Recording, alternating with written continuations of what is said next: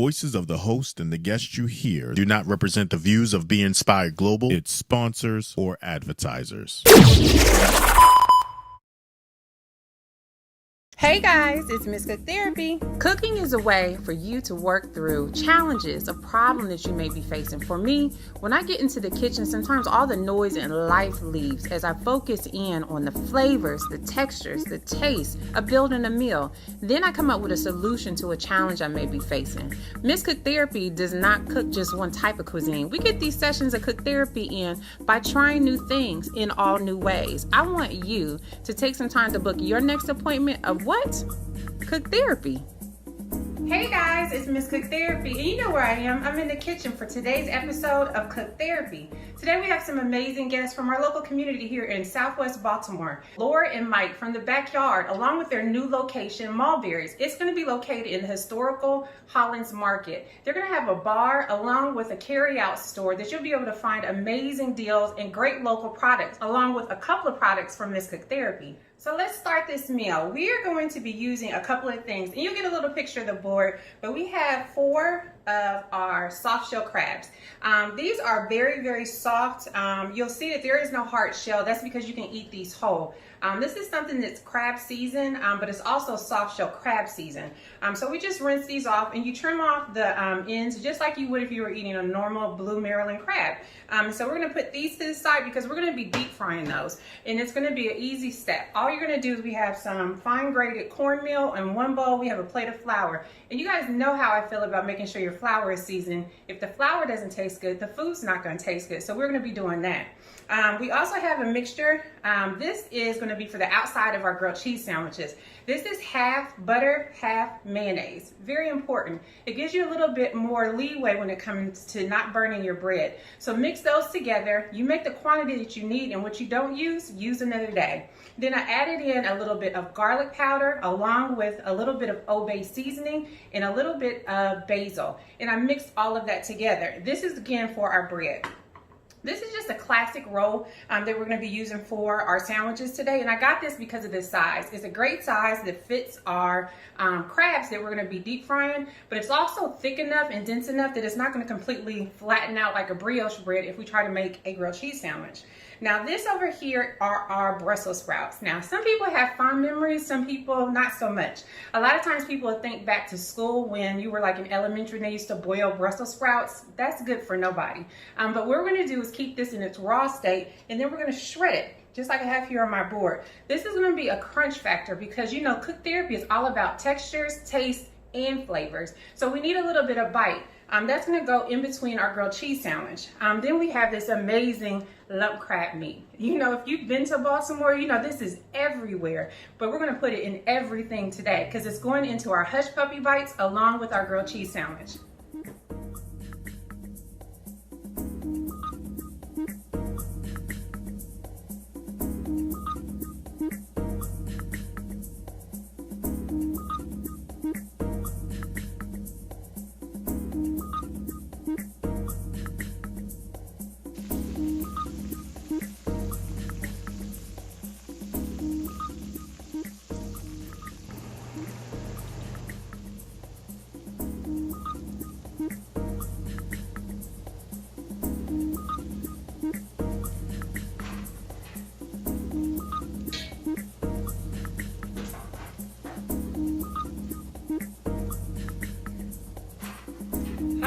And guess what? We're out the kitchen, but we're at the table. And right now, I want to introduce you to some guys that I truly have taken a shining to. I love them dearly, and they are local here in Southwest Baltimore in my neighborhood. They are the owners of the backyard, along with a new venture they have, Mulberries. It's going to be opening in Historical Hollins Market soon. Soon, I promise it's going to be soon. So this is Laura, and this right here is Mike. You guys want to tell us a little bit about the backyard and Mulberries? Sure.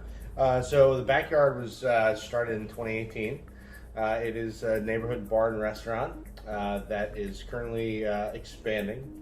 We started as just a 24-seat bar, very kind of cozy row home corner lot.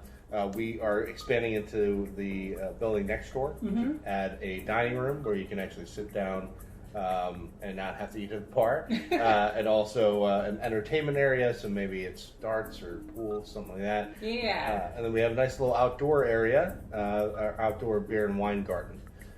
So yeah, good things are coming there. And then we are very close to opening the arcade. It's 2 stalls in Historical Hollins Market. We have Mulberries, which is going to be a sit-down bar that you can get food and drink to enjoy at the market. And then we'll also have Franklin's Market, which is more of to-go stuff that really pairs well with the other vendors in the market. So you can go and shop for a whole dinner right there in the market. Well, I'm excited about this because this is my neighborhood. I live right across the street. And so I'm going to be excited about being able to stop over. Baltimore City sometimes can be a food desert, depending upon what area and neighborhood that you're in. And I think the services that you guys are going to be offering over in Historical Hollins Market is going to open up to the community greatly as a gift. So I'm excited for you guys. But I'm also excited, too, because people will be able to find some of my products over in the market as well, and so you'll be able to get some of my amazing summer lemonades along with my buttery brittles. So I'm excited that we have been able to come together, but I'm super excited to wait to see the building open and see exactly what your stalls are going to look like. So I have a great question for you, and it's something I ask everybody on Cook Therapy. Tell me exactly what your most favorite memorable food experience is, good, bad, or indifferent. So I have a few. We all have a few. But I think probably the most memorable when I was growing up was Brussels sprouts. So if it was at home or at the school cafeteria, it always seemed that people would just boil up. And they were soggy, little, just bitter cabbages that were terrible. Yes. And I'm not sure about you, but at my house, we had a rule. You finish what's on the plate before you leave the table. Yes. And there was many a nights that I just stared at the Brussels sprouts until 8, 9 o'clock at night, and then finally just had to get them down. And so in my mind, Brussels sprouts were just the worst. Yeah. And it wasn't until, I forget where exactly it was, but the Brussels sprouts came out to a table next to me, and they were roasted with bacon. And I looked at them and said, makes everything delicious. Yeah. I said, those aren't the same. What? And so I got them and forever changed my opinion of Brussels sprouts. Yeah, Laura, how do you like Brussels sprouts? I love them. Yeah, I can't go wrong with a vegetable in general. If I had to only eat vegetables, even if they were raw, I would be quite all right. And so Brussels sprouts really are a diverse vegetable, I think. You can use them in so many different ways. And so with that in mind, it was the base of why we made the dish that we made today, because I wanted to do Brussels sprouts, but in a different way, a little Cook Therapy way. And so, we have our grilled cheese sandwich that is just, it's a mixture, a mash of what I enjoy. We're in Maryland, so we had to do a little bit of seafood. So we have a fried soft-shell crab, and that was a mixture of cornmeal and flour. We also have our cheese mixture. So we have mozzarella cheese, mascarpone cheese, we have jalapeno pimento cheese. And so that's a rich sandwich just by itself. In order to cut a little bit of that, we took our Brussels sprouts and we shredded those. And then we took a little bit of the pickling juice out of some hot peppers. So we didn't need the hot peppers, but we needed that juice. And so we sat the Brussels sprouts in that for about 5 minutes, drained them off, and then we put that in for our texture layer in our grilled cheese. Cook Therapy is all about flavors, textures, and taste. We got all of that on this plate. So we also have a couple of our fried hush puppies with what's a little bit more crab meat, and a couple of sweet potato fries. That's just there because it's a vegetable, but we're here for the sandwich. So you brought along something that I love. Miss Cook Therapy loves a bottle of champagne. And so tell us a little bit about what you brought today. So this is actually the our house sparkling rosé that we have at the backyard. This is Domaine Bousquet. This is a blend of Pinot Noir and Chardonnay, the classic example that you find in Champagne. But this is actually in Argentina. So while I love champagne, that's in France, I don't always like champagne prices. Yeah. So we are about a budget. Yeah. But the beautiful thing about the world of wine is that you can, if you try and you look and You can discover some really amazing wines that you don't have to break your budget for. And that's kind of what Laura and I have set out to do with our wine program at the Backyard and also at the market, is to find these really interesting wines that are super delicious, that you don't have to spend a lot of money for, because we all are, usually budget conscious. So that's what we're trying to do. Yeah, one of the things that I really enjoy about the Backyard is that you guys are very approachable and very friendly. I think, one of the things about owning a business that's in a community like Southwest Baltimore is you have to be open to everybody. And I think that also is being able to help people find their own love and connection with food. Cook therapy truly is that anybody can get into the kitchen and try new things. And I think that that's so important. But I think sometimes people can get intimidated when it comes to pairing foods with drinks and beverages, and I think you guys can kind of be that bridge for those in the community when it comes to that, because you're so easy to talk to. So one of the things, Laura, that I'd like to ask you is that we are in the middle of COVID. So in the middle of a pandemic, can you tell us a little bit how the bar and restaurant industry has changed for you all here in Southwest Baltimore City, and what pushed you to still want to move forward with opening your new location in Hollins Market? So obviously it's been very detrimental to all small businesses and restaurants alike. We both live and operate businesses in this community, and we have been supported throughout by our neighbors. And the Hollins Market project is really what the times call for. Unlike Broadway Market and Cross Street Market, which are basically what I call adult food courts, Hollins Market is truly a market. So the vendors are staying with the poultry, the butcher, the produce, and we're just adding to that, where people have learned to cook more, they stay home more, they don't go out as often. This location gives an opportunity to service the community by giving people the ability to do those things at home, right? So we went forward quickly because we think that that's what the community really needs. It breaks my heart every time somebody says they have to get in their car and drive to Aristida. Yeah. So it's funny that you say that. So I cook and I live and eat and enjoy life here in the neighborhood where your bar is located and where Hollins Market is located. And I will never forget one night I was making soup, and I was making a acorn squash soup. And for whatever reason, I picked a bat when I cut it open, and it was no good. I drove around to 3 different stores in my neighborhood and could not find an acorn squash. And so, again, I think it's all about being able to open up what that looks like from us living kind of in a food desert and being able to kind of swamp the area with much richer fruits, vegetables, different elevated levels of meals and selections for the young people, older people that are in our neighborhood. So I think you guys are doing a great job. And being able to push throughout the pandemic, I think, is applaud worthy in my mind. So it's also terrifying, but thank you very much. I'll take applaud worthy. Well, let's do a toast here to opening your new business. Cheers. And that's joining us at the Cook Therapy table. Our pleasure. So good, huh? This is delicious.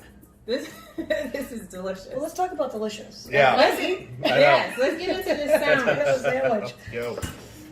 So let's see here. Pick it up and attack how you choose. This is not a first date food. Oh, good golly. I think I have cheese all over my mouth. I think it's worth it. Yeah. That's that southern pimento cheese too. That's good stuff. Yes, please. There you go. Thank you. Well, today is the first Saturday of football season. And maybe I'll finish this sandwich in front of the TV on the couch, and it'll be delicious. All right. But I do have a couple more questions I want to ask in between our bites. Sure. So I think that it's really important for me. Cook Therapy is a combination of service into the community, along with being able to bring food to people wherever they are and meeting them where they are to be able to help build their skills. What would you say is your most memorable community engagement that you've had since you've opened the Backyard? Can I run it? Sure. So we have a neighbor, Brian Saville, that has a local food distributorship here called Saville Foods.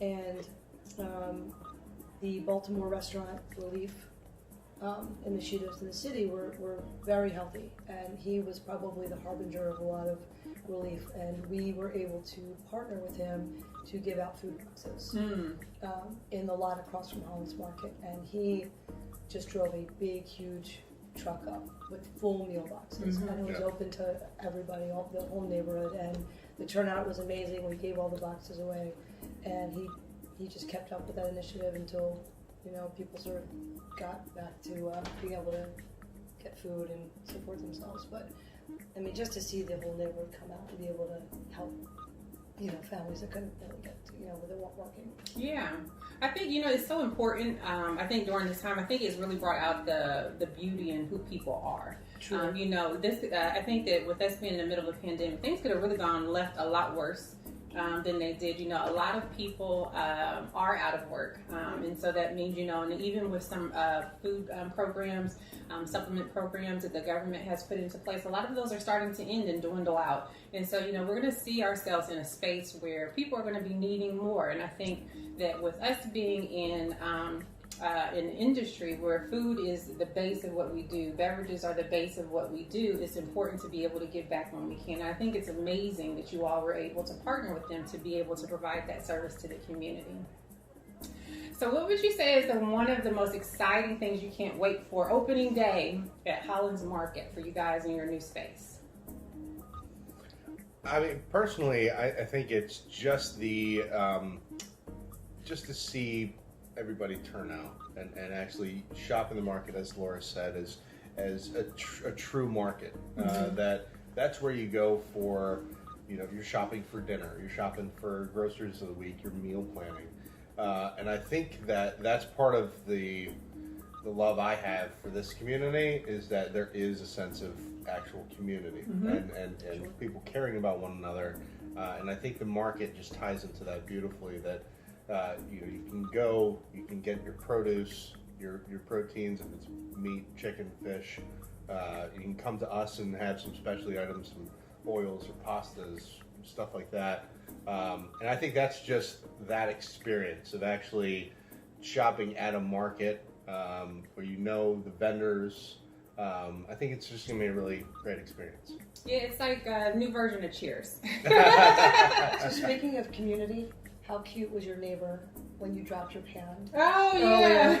She's like, just stopping in to make sure everything's okay. Yeah. I'm like, that's why we live here. Yeah, Right. yeah. Right? That's why For sure. we live in Southwest Baltimore, because people actually care. Yeah. I lived a lot of places where, you know, you could hear a gunshot and they'd be like, you drop a pan, and she's like, is everything okay? Yeah, so you guys know that cook therapy is truly my cook therapy every day here. And so, and I live in an amazing building, and you know, community here just expands past where you live. It spills over into the streets, like Laura just said, and it's to wherever you can reach. You know, wherever you go and you take a moment to talk to someone, and sometimes people forget to do that, but I think it's very important. You never know when that hello will help somebody, just like you never know when a meal may change somebody's life.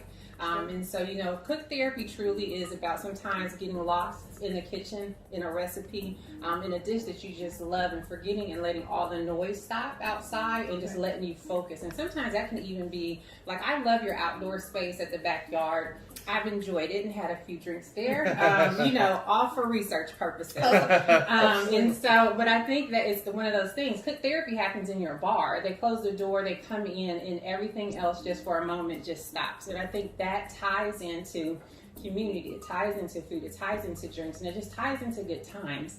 And I think that's what we need right now, especially all of the things that we're experiencing in our community. So I'm really excited you guys were able to come to the table, have a great meal with me, and then also be able to share a great drink.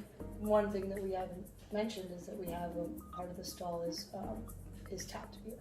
Tap beer. So we're gonna have a little draft house in there. That is amazing. It's exciting. I cannot wait to get in. I'm telling you, I can't wait cannot to have you in. I'm gonna be walking around with my lemonade. I'm gonna be pouring it into cups and all different kinds of stuff. Well, did you see what was in the Mulberry's bag? No, I didn't look Well, at it. why don't you look on camera? What's in that Mulberry's bag? Our favorite thing. What do you mean?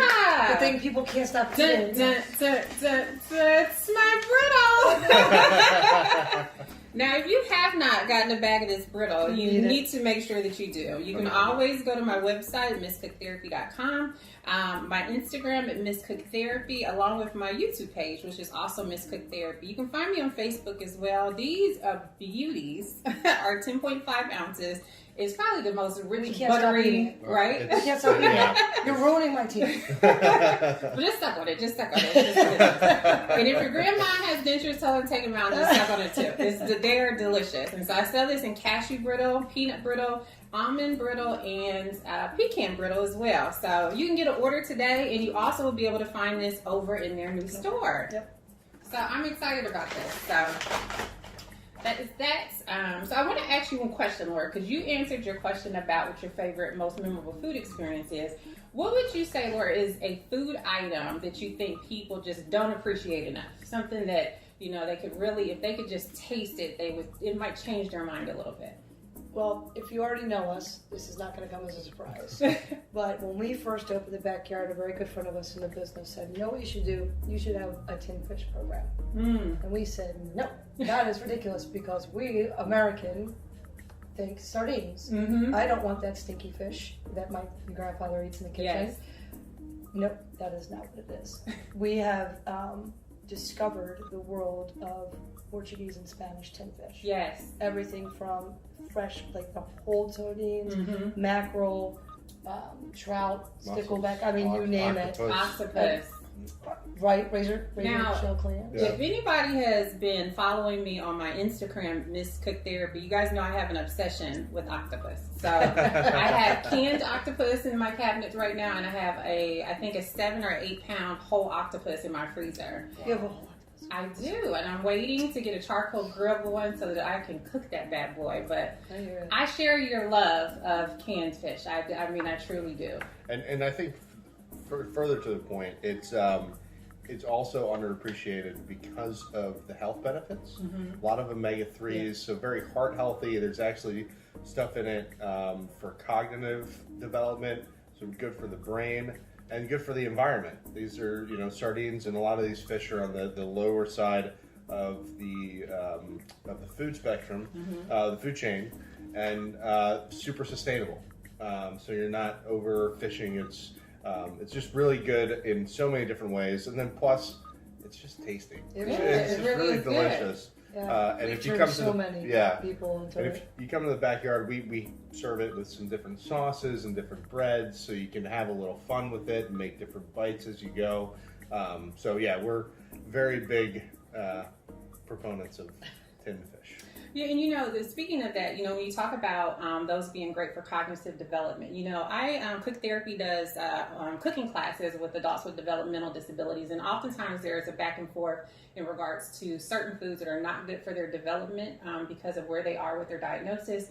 And this is a food that honestly which oftentimes is not even introduced to some people that may fall onto the spectrum of different disabilities, but it's something that can truly be helpful and make their diet a little bit more richer. And again, it's about taste, textures, and flavors, and this is something that truly can change their food profile if people are just open to it. So I'm so happy that you guys mentioned that. So I, again, would like to thank you for coming. We're going to finish eating this food, but I want you off camera, please. Off We'll do it off camera so we can really get into it. But I want you guys to remember that I want you to get out and support. And so you got the soft opening and then the hard opening for the Historical Hollins Market. I want you to come in, make sure that you support all the vendors. But importantly, I want you to go over to Mulberry's and make sure that you support them. And until they open, you can always get over to the backyard. They're open and they will be happy to welcome you in.